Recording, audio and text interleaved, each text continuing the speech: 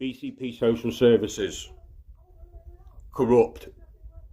Everybody who lives in that region, I feel sorry for you, because the merger into BCP ruined the regional councils.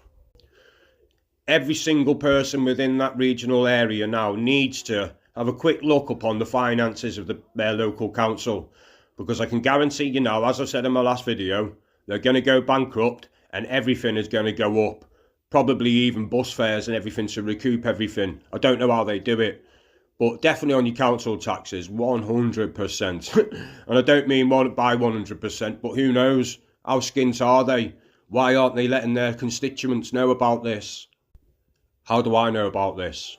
Well, I've carried out a lot of due diligence and investigations into BCP Council after their malfeasance behaviour, where the social workers lied about my parents' responsibility, and I had to come to a conclusion why.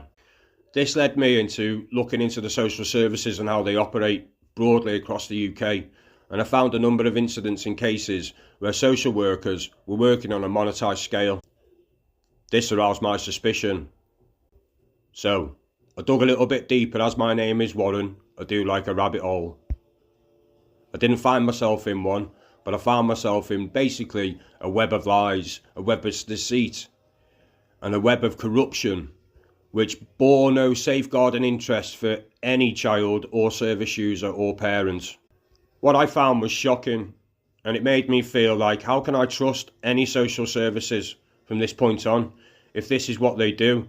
Because they can get away with it.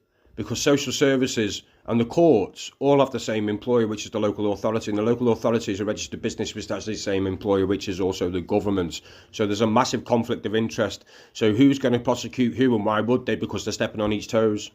As a result of all this, my daughter's lost me, the only man that ever sought to protect her by calling social services against a woman that the social services had already been forced to remove their 2 elder children from. When they did that, they left the 2 youngest children with them, which is completely irresponsible.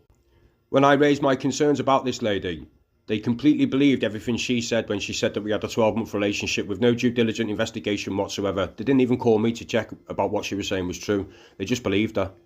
They didn't do this as in like, oh yeah, mistakenly, it's just a mistake, this, that and the other. They did it purposely because they knew then basically they could get me out of the way easily because, all right, domestic violence. This enabled her to get a solicitor's Jacob and Reeves on a legal aid certificate. I'm going to dispute that with the evidence that I have, which proves that there was no case to answer in regards to domestic abuse and that she shouldn't have been awarded that certificate. Stay tuned for more. It's coming. It gets deeper.